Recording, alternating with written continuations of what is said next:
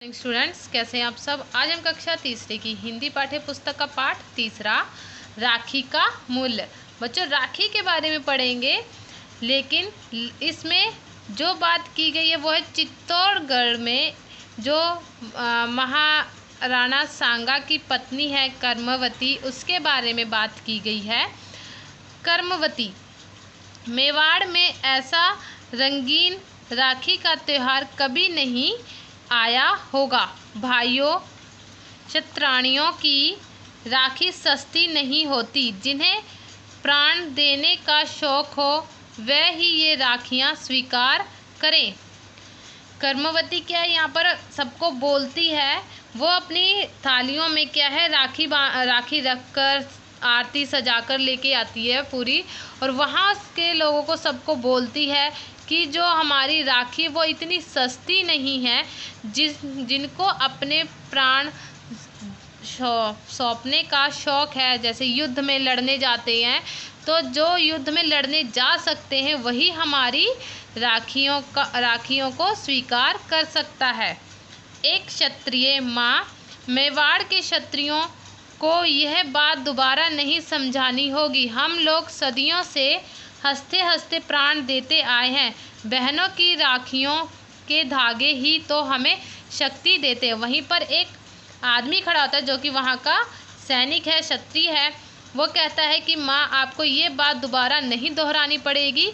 हम ये बात बहुत पहले से ही समझ चुके हैं। हम हंसते हंसते अपने प्राण दे देंगे। जो बहनों की राखी हैं वही तो हमें शक्ति देती हैं। कर्मवती, धन्य हो वीरों, तुमसे यही आशा थी। प्रतिज्ञा करो कि प्राण रहते मेवाड़ की पताका को झुकने ना दे। पताका का मतलब होता है झंडा। तो यहाँ पे कर्मवती वीरों को यानी उन सैनिकों को कहती है कि मैं आशा करती हूँ, ये प्रतिज्ञा करती हूँ कि जब तक प्राण है तब तक हमारा जो झंडा है वो झुकना नहीं चाहिए।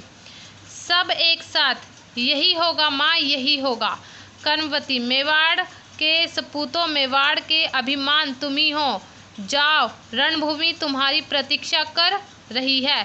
तो क्या है, वो जब राखी बांध देते हैं सब, तो सबको बोलती है कर्मवती कि अभिमान यानी गर्व से कि जाओ सपूतों, तुम रणभूमि जो तुम्हारी है वो तुम्हारी प्रतीक्षा कर रही है। बाघ सिंह, राजपूत वीरता से लड़ रहे हैं, लेकिन एक तो हमारी संख्या बहुत कम है, दूसरा शत्रुओं का तोपखाना भी आग उगल रहा है। उसका मुकाबला तलवारों से तो हो नहीं सकता। हमें मरना है, हम हंसते हंसते मरेंगे और बहुतों को मारकर मरेंगे। पर दुख है कि मरकर भी मेवाड़ की आन की रक्षा ना कर पाएंगे। तो वहाँ पर बाघ सिंह एक सैनिक है जो बताते हैं कि जो हमारे राजपूत वीरता से क्या है लड़ रहे हैं, लेकिन जो हमारी संख्या बहुत कम है। जो शत्रु हमारे सामने खड़े हैं उनके पास तोप है, जो कि उनकी तोप से हमारे शत्रु क्या है ज़्यादातर मर रहे हैं। हमारे सैनिक क्या है वो मर रहे हैं। तो हम हंसते हंसते मरेंगे, लेकिन हम शत्रुओं को भी मारकर मरेंगे। लेकिन मुझे सिर्फ एक इस बात का दुख है कि हम मर जाएंगे, लेकिन जो हमारे मेवाड़ की आन यानी इज्जत है उसकी रक्षा ना कर पाएंगे। कर्मवती, बड़ा कठिन समय है। इस समय मेरे पति नहीं है, उनके रहते मेवाड़ की ओर आंख उठाने का साहस किसका था। उनके शौर्य से दूर दूर तक अत्याचारियों के प्राण कांपा करते थे। बाघ सिंह जी, हमने आपसी वैर भाव में अपने ही हाथों अपना सर्वनाश कर दिया। क्या कर्मवती वहाँ पर पूछती है कि बड़ा कठिन समय है, इस समय अगर मेरे पति होते तो मेवाड़ की ओर आंख उठाने का किसी का साहस ना होता। वो कहते हैं कि मेरे पति को देखते, उनकी वीरता को सुनते, दूर दूर तक जो अत्याचार होते हैं वो नहीं होते, और जो शत्रु हैं उनके हाथ पैर कांपते हैं। लेकिन जो बाघ सिंह है वो कहता है हमने अपने आपसी ही भेदभाव से ही अपने हाथों का सर्वनाश कर दिया। बाघ सिंह, अब पश्चाताप से क्या होगा देवी, अब तो हमें कोई मार्ग बताइए। कर्मवती, मुझे एक उपाय सूझा है। बाघ सिंह। क्या? कर्णवती, मैं हुमायूं को राखी भेजूंगी।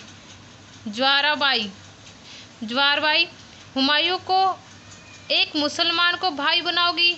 कर्मवती, चौकती क्यों हो ज्वार भाई, मुसलमान भी इंसान होते हैं, उनकी भी तो बहनें होती हैं। सोचो, क्या वे मनुष्य नहीं हैं? क्या उनके पास हृदय नहीं है? वे ईश्वर को खुदा कहते हैं, मंदिर में ना जाकर मस्जिद में जाते हैं, क्या इसलिए वे हमारे भाई नहीं हो सकते? बाघ सिंह, किंतु क्या हुमायूं पुराने वैर भुला सकेगा? कर्मवती, हमारी राखी सारे घाव भर देगी। हमारी राखी वह वरदान है जो सारे वैर भावों को जलाकर भस्म कर देती है। राखी पाने के बाद क्या कोई हमसे वैर रख सकता है?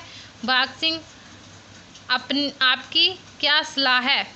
ये सारी बात कर्मवती बोलती है। उसके बाद बाघ सिंह से पूछती कि आपकी सलाह क्या है। वो एक हुमायूं मुसलमान है जो उनका शत्रु है, उसको राखी बांधना चाहती हैं। तो ये बच्चों, आज का पाठ बस यहीं तक के लिए। आपने इस पाठ को पढ़ना है और लर्न करना है। Thank you. Have a nice day.